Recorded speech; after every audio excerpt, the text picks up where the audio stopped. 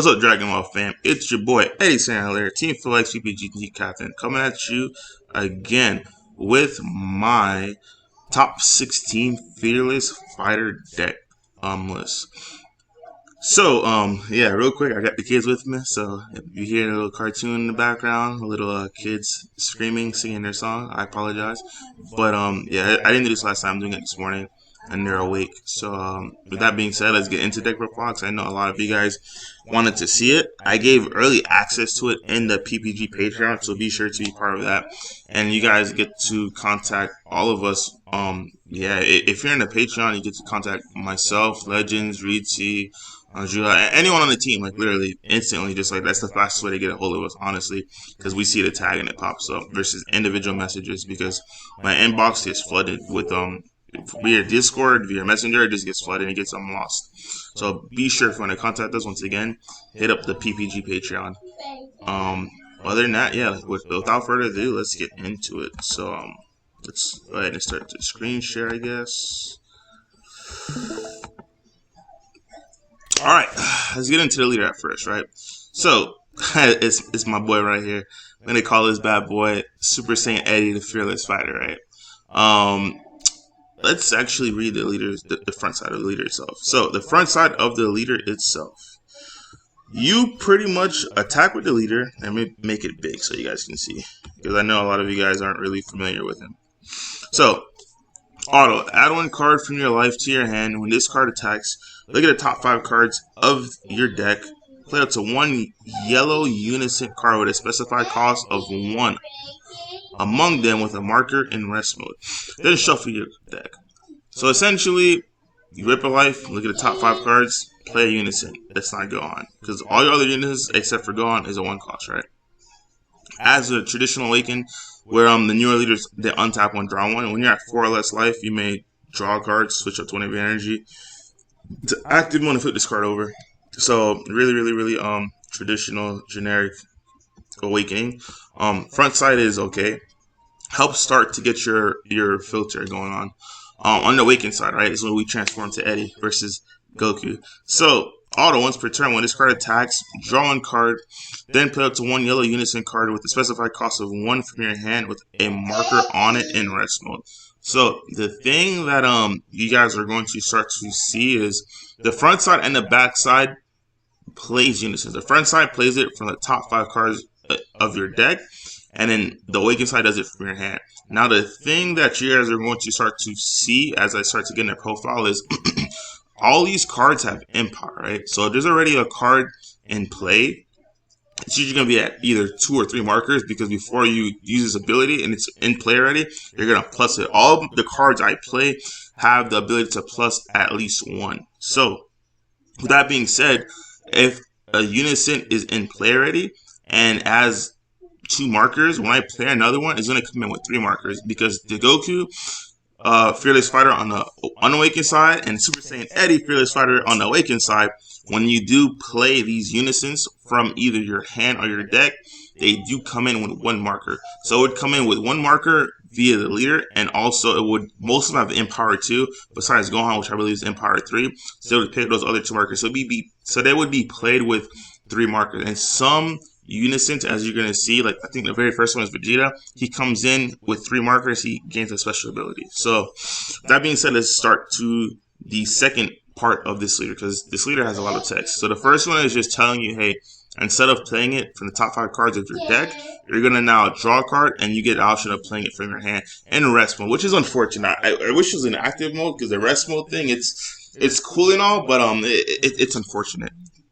Activate main. Once per turn, you tap 2 yellow cards, place 8 yellow Unison cards from your drop area at the bottom of your deck in any order. Switch this card to active mode, then it gains 10k power and double strike for the turn. So really useful effect. A lot of players who play the deck have issues with this, right? Because those players, I call them drip coup players. Those drip coup players are not playing like the Fearless Fighter package, because it's hard to filter your drop to have 8 Unisons if you're playing the Yamcha, Piccolo, Vegeta package. along with the Gohan package, right? You're gonna, once again, this is like foreshadowing. I'm gonna show you the package that I play. I don't play the Piccolo and I don't play the Yamcha because I find those cards, as good as they are, it's hard to get the 8 in your drop. Versus the Fearless Fighter deck profile, you can easily get it in a blink of an eye just like that. Probably by turn 3 latest, you'll have 8 Unisons in your drop area, which is super, super powerful. Super, super good. I've won a lot of games like this too, just by tapping 2, because I have to deal with Gohan and just finish them with the leader itself. Activate battle once per turn. This is another thing I wish was on errata. The same way I think the first one should have been, you get to just play a Unison card versus playing in a rest mode, is this activate battle on the Awaken side. Once per turn, Spirit Boost X, meaning you can Spirit Boost. If your Unison has 8 markers, you can Spirit Boost all 8 if you wanted to, or Spirit Boost 0. It's up to you. If it's your opponent's turn, that should have been both players' turn. But unfortunately, if it's your opponent's turn, for each marker you remove using this skill, this card gains 5k power for the battle. I feel like if that was the case, if you're going to do it solely, specifically on your opponent's turn, it should have been for the turn, or it should have been during either player's turn if it's just a battle. But it is what it is.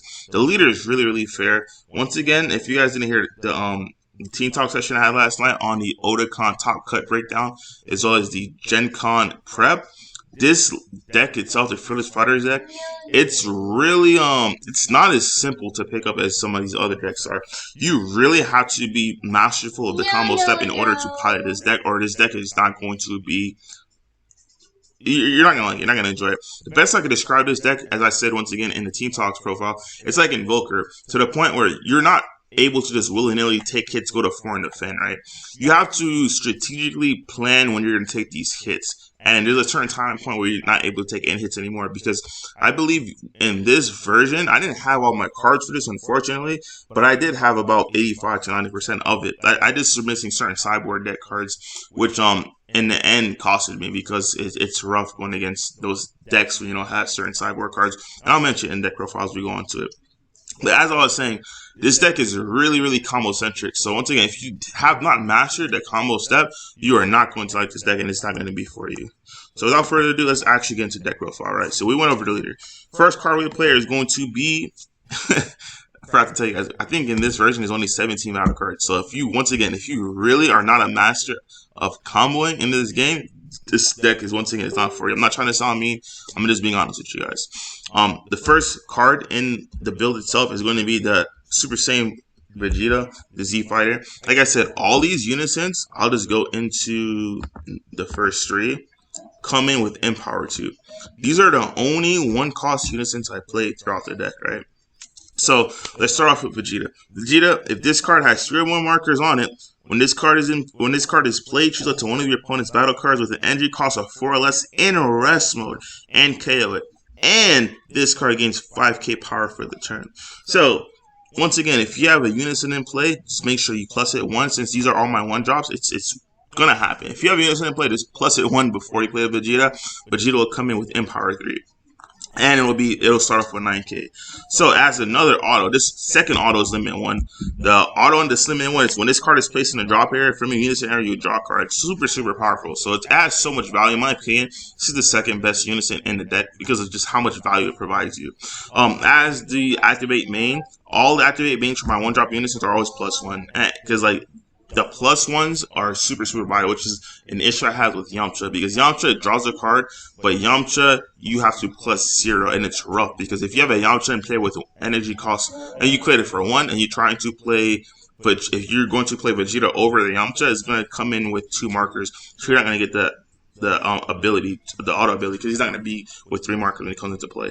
So when you +1 after he comes into play with 3 markers, it becomes a 15k essentially, which is really, really solid, because don't forget, it gains an extra 5k addition boost, brings it to 9, and you +1, 9 plus 6 is going to bring you to 15, so it becomes the base standard 15k. The next Unison I play, well, I guess the 2 is a package, so we can go from, because they kind of do the opposite of what the other guys does, right? So they're both Empower 2, all 3 of them are Empower 2, honestly. As a permanent, this shares the same permanent as Gohan. So both Trunks Empowered and Son Gohan Empowered has the same permanent that states during your opponent's turn, or during your turn, this card gains 2k power for each marker on it. So easiest way to put it, once it's at 3 markers, the attack is just is 10. Right? Because reason being, unless it's at 5, it's 15. So regardless if you say it's 11, 13, your opponent still has to get to 15. So you can just willy-nilly say you just need 15 because it is what it is, right? Now, if you have 2 markers on it, it is problematic because it's only 9k. But once you have 3 or 4 markers on it, you're good. Even if you have 2 markers on it, you can always slide one on there. And this is one of the reasons why I did play this deck, because I love the versatility it allows you to bring to the game itself. So let's talk about the auto limit 1. It's the same exact auto limit 1 verbatim, except you just switch names around, right? So for Trunks and Powered, if you have a Unison card in play, when this card is placed in your drop area, from your Unison area, add up to 1 Sun Gohan then Powered from to your hand from your deck and shuffle your deck. Gohan is the same exact way. The only difference is it replaces. It doesn't search itself. It searches the Trunks.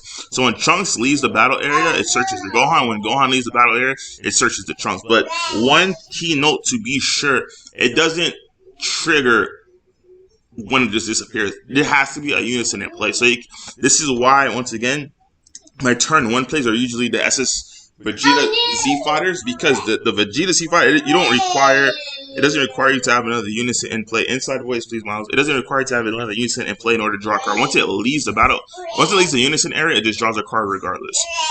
So these are the only 3 1-drop Unisons I play. Let's move on to the, I guess you can say, the boss card of the deck. Is going to be the SSU Sun Gohan C Fighter. So you guys know what this card does. When it was released, it was the craziest hype around it. Super, super good. Play the SR version. Don't play the SPR version. The SR version, to me, in my opinion, it looks better because you can, all those bruises, like it's on his forehead, you can see, that's all the bruises you're trying to avoid when playing this deck. Because once again, you are only playing 17 battle cards. And it's rough. Those bruises are all the damages and hits that you're defending. So, real quick, let's get into it. So we're gonna step it up, right? Because it is a 3 cost, it's now Empowered 3 and also has blocker. Oh, big thing that I forgot to mention for these two, right? Trunks Empowered activate main is +1 for this. Discards 1, draws 1. Huge. And this is the main reason, not the main reason, but there's 3 reasons. This is one of the 3 reasons why I did pick the Empowered version versus the Piccolo and the Yamcha, right? You are able to pitch your Unison cards to the drop and draw another card. And let's say I pitched the Gohan, to relatively speaking, I'm going to discard a Gohan because once I play another card over this, I'm going to add another Gohan from my deck. So relatively speaking, this card draws 2, right? So I use the activate main, I discard, let's say, a Gohan, and I draw, let's say I draw another version of Trunks. So if I draw another version of Trunks, I can put a Trunks under Trunks, make it gain a marker. So if it's at 2, it'll be at 3. So realistically speaking, don't forget, when you're at 3 markers, 4 markers, it's always going to be 10. The only time you're at 15 is when you're at 5 markers. So that's one way you can filter through your deck. So it's pretty much a draw 2, and Gohan's a draw 1 in a sense where once it's replaced, you go get the Trunks. So the thing about Gohan also is in here, number 2 out of the reasons, to prevent you from getting aggroed down willy-nilly. So I told you guys before, Vegeta is something I look to play towards on turn 1, but if I'm going against decks such as U7, such as any super aggressive decks like Gogeta Zeno, let's say, I don't know, like those aggro decks, if someone was playing like the Mass Saiyan Reboot, any super aggressive decks, this is a blocker. As a +1, at the end of the turn, switch this card to active mode, and then it's a blocker. So once again, it's the same thing as Trunks. Once you're at 13, once you're at 3 markers or 4 markers, it's going to be just 10k because your opponent needs 15. Once you're at 5 markers, it's a 15k, and you swing, you +1, and go ahead and resend the end of your turn. That's really huge. And the third reason why I play this is because they both filter through your deck. With the fact that you play this, I'm gonna tell you right now, it allows you to, Miles, inside voice, please. It allows you to find where exactly your secret is. Especially this card. I'm going to call it a secret as well because it's a win con. It allows you to have the knowledge of exactly how many Gohans are in deck and how many Gohans are in life. So with that being said, this is why I said you have to be masterful of the combo step itself, because there's certain life that you want to take in order to find these cards, and there's certain life, you know, it's what's in your life already. So you're like, okay, cool, there's no point of me even touching it because I know it's in my deck, so there's no point of me touching it. If there's a super combo that's in your life and you know for a fact you already have 2 in your hand, so okay, cool, you might as well take it because the chances are it's going to be a super combo. But if all 4 of your super combos are in your deck, you can physically see this turn after turn after turn by just looping these cards together. And deck slimming is deck winning in my opinion. So deck thinning is deck winning in my opinion. So it is what it is for this. Having that deck knowledge is super powerful. The Gohan, when he comes into play, another reason why I love this empowered using, how I told you it filters, he'll KO any amount of battle cards up to the number of Unisons in your draw period that's in rest mode.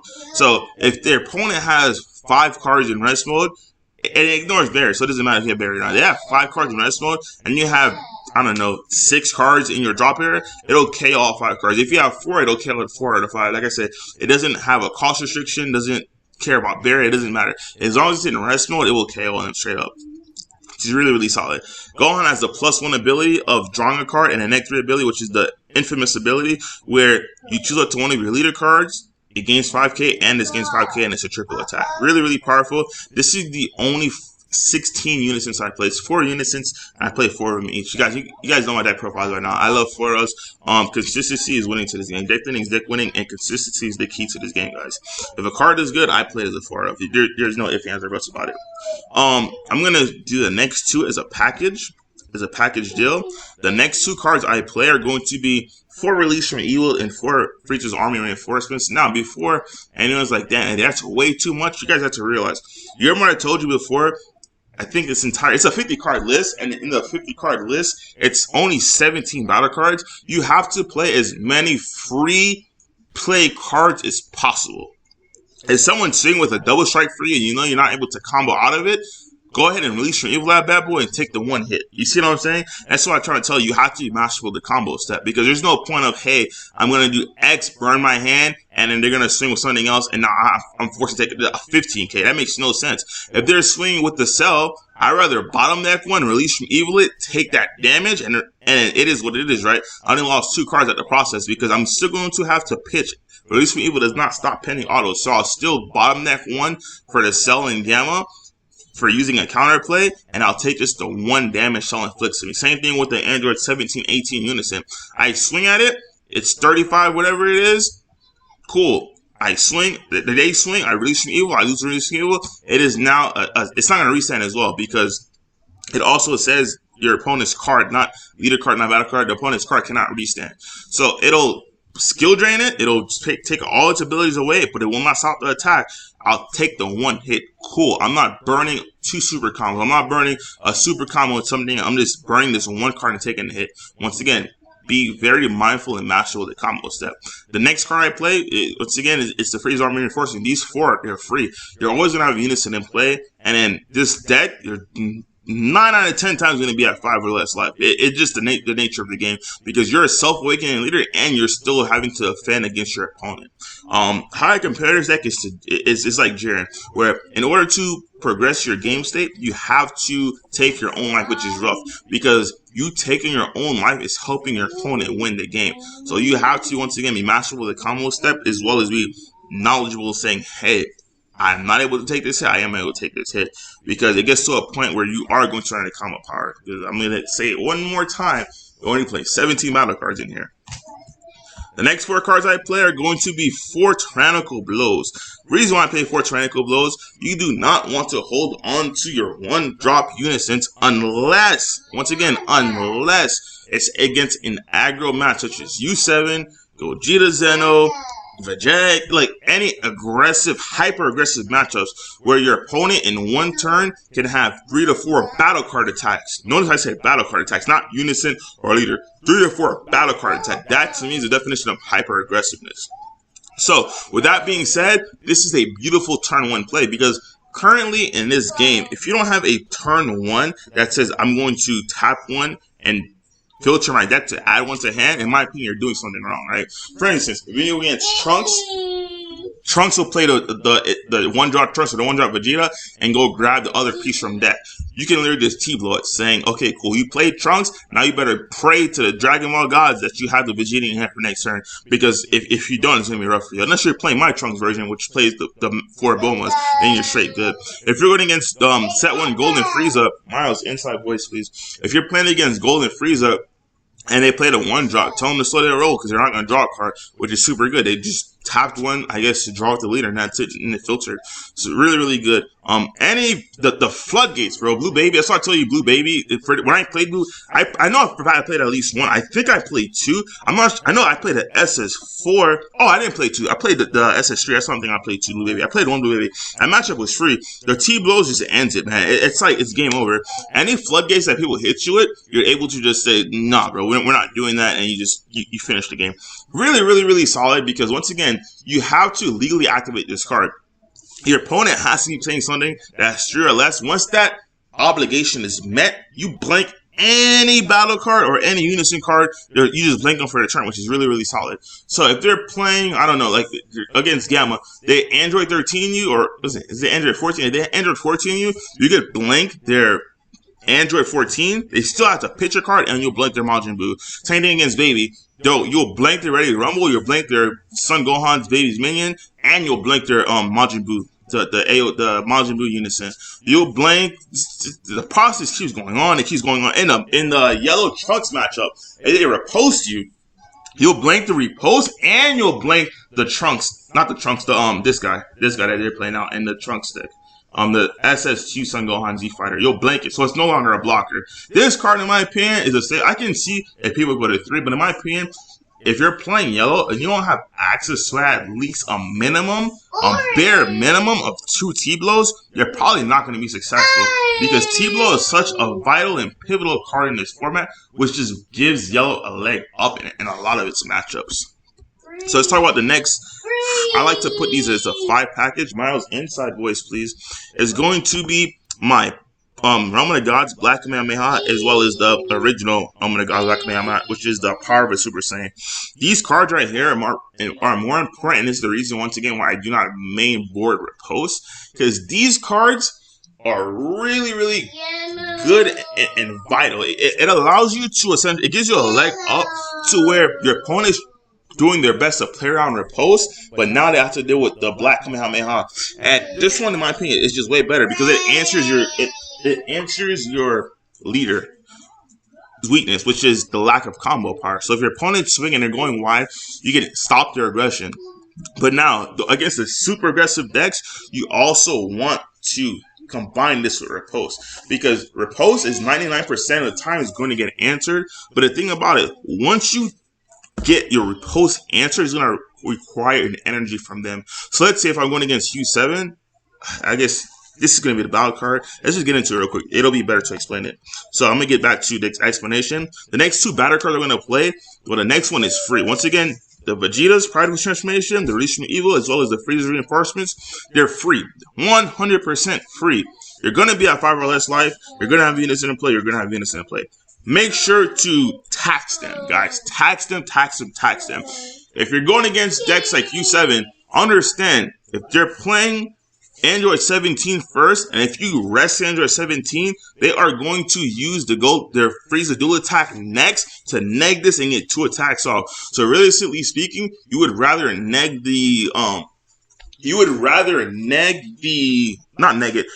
rest the Golden Frieza dual attack versus the Android 17 double strike. Reason being is, you can answer the Android 17 with a plethora of ways. You can T-blow it, as long as pick another battle card that I haven't played, whether it's the 1-drop Gohan, if they combo with fields, they can no longer draw a card. You can do a plethora of things you can do once you understand, hey, what's about to happen to you.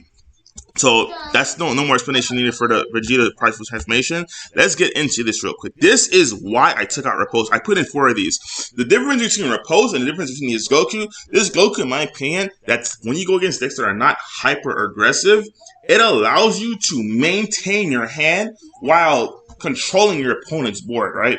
For instance, decks like Gamma, they're not really hyper aggressive. They can get to can get to a point where they are hyper aggressive, but it's not like an oppressive hyper aggressive thing like Gogeta Zeno or U7, right? Because the things are fair. It's 15k single strikes, a 20k dual attack is the best they can do, and that's literally it. Other than that, their sell cost for the actual 20k deflect dual attack, it still costs you. So in my opinion, it's not to a point where I'm not worried about it, and because I can just answer it with this Son Goku final sacrifice. So all it does is the same thing in the first part as negate as your post. It's a counter attack. When your opponent attacks, you negate the attack. Now it has an auto spirit boost 1. Place this card in its owner's drop area. When this card is played, choose up to one of your opponent's battle cards. Switch it to rest mode. Additionally, if it has an energy cost of 5 or less, you KO it, then draw a card. Now you guys see why I would rather play this versus the post. Because once again, unless it's a super hyper aggressive deck when they're spamming just killers, I'm talking about like just bombs for one, or post is way better. But if they're not doing that and it's just 15Ks for one, you don't care because you just blow up the 15Ks. I understand the 17s have barrier, but one thing you guys have to realize is it's fine because like you're not gonna lose to a bunch of 15Ks. You're gonna lose to a bunch of 15 double strikes, 19 dual attacks. That's how you lose the game. You lose to a 25 dual attack. 25 double strike, a 30k, then a 20k. That's how you'll lose games in this. You're not going to lose to just 15. The game's too simplistic for that. This deck is too powerful to lose in a way like that. The next 4 cards I play are going to be, you're going to say Eddie's crazy, is the 4 Swift Retaliation Coolers. Reason being is, there's times and point where your opponent pushes you and you have to come off your coolers. People are like, damn, yes, he come off 2 coolers, he come off 3 coolers, I'm safe, I'm going to baby hatch. No, brother, I play 4. That's just how it is. You always want to see this card at any time and point once you have 3 energy open, because the way you play this deck, you'll be able to cooler and draw 2 8 out of 10 times because you'll naturally have 6 cards rested by the time you play cooler. It is what it is. The card is really, really good, really, really solid. A 0 for 5 combo power. The card doesn't need to get banned. Maybe it was 1, maybe, but like the fact that it's a 3 cost, it doesn't need to get banned. It's an answer to floodgates, and people need answers to floodgates. Really, really powerful. When I'm going for a game, trust me, it's going to be game. You're not going to stop it because you're not going to be able to just cooler me. The next 3 cards I play, and this is one of the biggest differences in the deck besides not having repost in the sideboard, which to this moment, man, it kills my soul because U7, when you have repost in this match, is free. But when you don't have repost against U7, the matchup becomes almost unwinnable because even if you're able to just not take the hits you're not supposed to take, you'll still run out of combo power because the Goku is not as efficient in that match. This final sacrifice, Goku is not efficient in that matchup as the repost. Because the repost, what it does from your opponent, it requires them to either give you an energy. So if they give you an energy, they're not able to summon up an extra 50k double strike, or they're not able to play out that extra 19k dual attack because they either have to A, resolve Renew or B, Koichikayu. So it is what it is on that timing point. These, unfortunately, I had to do a last minute thing. Do not play Piccolo, Son Gohan, Newfound Mount in this deck. Don't do it. Play 4 Krillins a moment before it come out. You have to filter dead cards from your deck and then draw into your battle cards and then draw into your effective extra cards, guys. Trust me on this. The only reason why I did not want to do this, because it's like, the guys who've been playing this for a while know this. If you're playing this card game, you should play everything in the same rarity. Because good players, I'm not going to get into it because I hate when players do this. So I'm not going to try to put anyone on. But if you guys any good player, and if you're playing different rarity cards, they'll know every single thing you can do at any time and point because they know exactly your ratios and everything like this. That's why, for instance, Amira, inside voice please. That's why you guys saw me playing some high rarity cards. It wasn't because of I wanted to play high rarity cards. It was I didn't want to mismatch ratios. And then for that same reason, I had to only play 3 because I had Krillins, but at the same time, my opponent didn't know if I was playing maybe 2 Krillins, 1 Zamasu, and one of my real secret rares. But they knew for a fact that I was playing Piccolo because people saw me playing Piccolo and I didn't have a choice because I only had access to 3 foil alt art Krillins. So, realistically speaking, once again, this is supposed to be 4 Krillins. Trust me on this, guys. 4 Krillins. Do not play the Piccolo. I didn't win 1 game off of this. Yes, I've used it, but trust me, the real secret I really supposed to have in here, it's way better than this card because the Krillin, the difference between you dropping this on a Gohan and you dropping a Krill on a Gohan, it's the same thing. Because the fact is that Gohan, the Unison Gohan is a triple attack 25k base. They already have to give you a super combo +1. This is just overkill. Trust me, guys. At no time and point is this actually worth it. I just use it because I have to substitute for cards I didn't have. And the last card, once again, this is the secret rare spot. Because this was the 4th Krill and this is the secret rare spot. I looked at my cards. I'm like, well, I don't have it. Might as well just play Bergamo, man. It is what it is at that time and point. So the only difference in the main board that's for my actual deck are these 2 cards. This is the 4th Krill and Super Combo, and this is the secret rare of my choice. Yeah, with that being said, this is the actual main deck itself. So let's get into the point where I was talking about the extra card interaction that I want to show you guys before. I think it was with it was with the Realm and it was the Power of Super Saiyan. So with the Realm and with the Power of Super Saiyan, the fact that I don't play Riposte, this essentially becomes your Riposte, right? The Black Kamehameha and the Power of Super Saiyan, really solid. And along with when you combine it, where you can, if you swing, let's say if you swing with just one of these guys before you play this, or just your leader, because you know for a fact you're gonna go ahead and do this, you can swing, get rid of a blocker because you'll power with Super Saiyan and it'll be golden.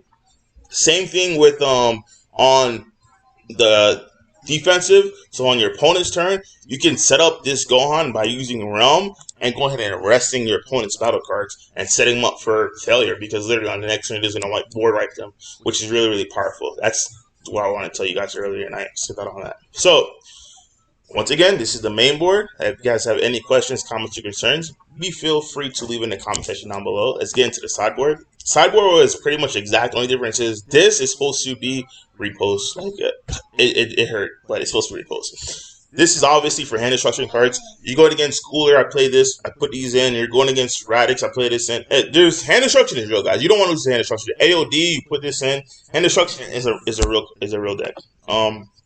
This is super powerful.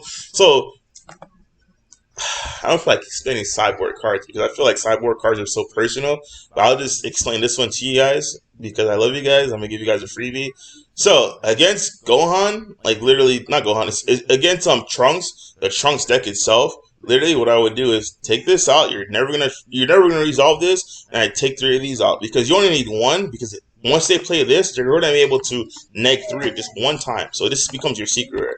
You leave 1 in here, right? You make sure if you see it, you hold on to it. Once again, this deck, you have to be masterful of exactly what your opponent can do and cannot do. You're going to hold on to 1. So you take 3 out, and you take this out. So that's a total amount of 4. You put 4 of these in. Regardless if you go first or second, if you open this, hold on to it. If you don't open it, put everything back. You hold on to this. When you go against Trunks, their first play is going to be that 1-drop. You clear their 1-drops. You force them to do it again. If they cannot produce that again, it will be game over on the spot. Because the amount of attacks that you'll amass during turn 2 is going to be insane for them. And you're going to force them to awaken on 4, like on 4 life versus putting 1 under, which is going to make you completely safe. The Boras, they're supposed to be Riposte. The craziest thing about it, I was so focused on getting the actual main deck complete that I had access to Riposte. Shout out to my boy John Lamontaro, and I didn't even realize it because my sole focus was literally making sure I had these. These were the key components. After this, I was looking for my super combos. I was looking for the coolers. I could not find the secret rare. Like literally, my cards. If my cards are here, guys, this event would have been completely different. This replacing with this single-handedly. Once again, this is supposed to be Riposte. A mirror inside of voice is beautiful. This Riposte replacing this single-handedly once again shuts down U7, because what happens is if they quote you, you just trying to say, okay, cool, you tap the energy for no reason, because now that you tap the energy, I'm going to outplay you because my deck is better than you. So now when you swing, I'm going to rest your cards. Now, if you do not quote Sakai me, I'm going to sit there and hit you to Riposte. So now that requires a response of the Vegeta resolving you, which in sense, Riposte did its job because it negated the attack that I wanted to negate. I'm not going to use Riposte on the first swing. I'm going to use Riposte on something that actually matters. Either your 17 swing, or I'm going to use it on your Golden Freezer swing. Your leader swing does nothing to me. Like, you see what I'm saying? It has to be something really powerful that's going to make me activate Riposte. It's like how we said in the earlier team talks, just because you have something doesn't mean you should use it. And I think that's where a lot of players mess up. A lot of players, for instance, Gamma players, I'm gonna give you guys free chicken, even though this is my Fearless Fighter deck. Why in the world would you Android 14 on the very first swing that your opponent does on you, when you know for a fact your Unison's gonna trigger and make your leader or whatever they're attacking, whatever it is, plus 5k? Why not let that go through? Because unless it's a 20k your opponent's swinging with, it's not gonna connect because they now have to give you a card. So why not save your Android 14 for that next attack where your Unison does not trigger? You see what I'm saying? That's just like it's simple things like that where I don't think players realize it. I think that's what separates a good player between a great player, is looking at little interactions like that. Because think about it, right? I'm swinging at your leader with my leader, which is 15k, to draw a card, because I know I'm about to get floodgated. So why in the world, literally, would you floodgate them on a 15 to 20 swing where now you force your opponent to combo a card on top of that, so they're going to lose that? And then not only are you taking that card from your opponent because they now have to match your 20k base leader because they decided to swing at your leader, now the very next attack you're going to take another card, because in order for them to answer your floodgate, they have to give you another card to answer it. Like I said, little interactions like that is why just hang out with me during team talks and you guys will see I point all those out every single time on a daily and nightly basis. The next 3 cards in the deck, in my opinion, if you do not have access to Koitsukai or BMS, whether it's in your main board or your sideboard, you are at a high disadvantage in this game. When I played, I already told you my Blue Baby matchup was free. When I put these in, it became even freer. Like, blue decks in general, decks that just are counter heavy base, it's rough. It's really rough to go against this deck. It really, really is rough. Like Cooler, like red. I played. What was it? I'm not sure if it's Launch or Cooler. I played a red blue deck. I'm not sure if it was Launch or Cooler. It was just impossible for them to do anything. Because number one, their red blue cards only target battle cards. I don't play battle cards because once I played this Vegeta, once again, this is knowledge you guys should have before playing this deck. You never lead these guys on board. Once you play this, you attack with something, they say no negates, be sure to combo it off, because they're going to start to arrival in order for them to continue their game state. So be sure to combo this off and not even give them a chance to neg anything and get an advantage by drawing a card from their leader. It's little interactions like that. Once you master that and you become a master in the combo step, this deck is unbeatable in my opinion. So Koitsukai was just icing on the cake for those other decks that are just problematic. So once again, the only difference is, like I said, this is about 90% of my deck, but the cards that are missing is the 4 Repose. This is the 4th Clone Super combo, and this is my actual secret rare. Once these are in this deck, trust me, the games I lost 2 games to U7. It's not beatable. Without Repulse, you're not going to be able to get it. Because with Repulse, you're able to either repulse them or you can loop them. Whatever they do, you just react to it. And then the only game I lost that's not U7 related was to, what was it? It was SS3 Reboot. So SS3 Reboot had them down. That matchup is also free. That was just an error on my part. I just used an error. That's not the deck. The deck itself is better. I was going for a game. I think he had 2 life. I played my Gohan for 5. I don't know why I didn't just tap out and play it for 6. I played it for 5 because the only 2 cards. Oh, that's why I didn't play it for 6. I was trying to save the other energy to for a cooler for Baby Hatch. So in my head, I'm like, the only 2 cards I didn't see since it's pre-slide is Absolute Confidence, and it's going to be the Baby Hatch act. So I'm like, I should realistically tap out for this, because if he baby hatches me, I can just have a good defense. But I'm like, I can't keep doing this, because literally, if he plays Android 17, because he was not Android 17, the Android 16, the dual attack one, I'm gonna have to be in problems, because I only had, I believe 2 life at that point, because he had the Android 16, the one that comes into play, the rival one, which is really, really solid, good tech on his part. Once he had it, I'm like, guys, what am I going to do? So I swung. He uses Absolute Confidence. I'm like, okay, cool, that's whatever, I don't care.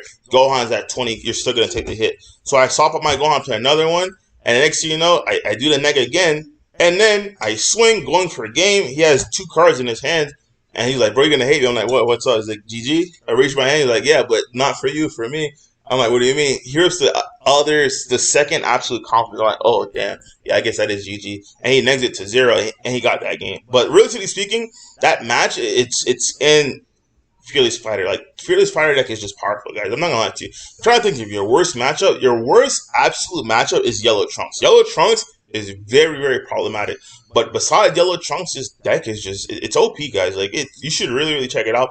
Just make sure when you're playing it, once again, have repose. If it's best of one, not free sideboard, don't play it, because now you have to replace this with repulse. In my opinion, it's not worth it, because unless it's a super aggressive deck, you just repulsing just repulse is not worth it, because just being able to blow up something and draw a card, it's the biggest difference between a lot of decks that I see.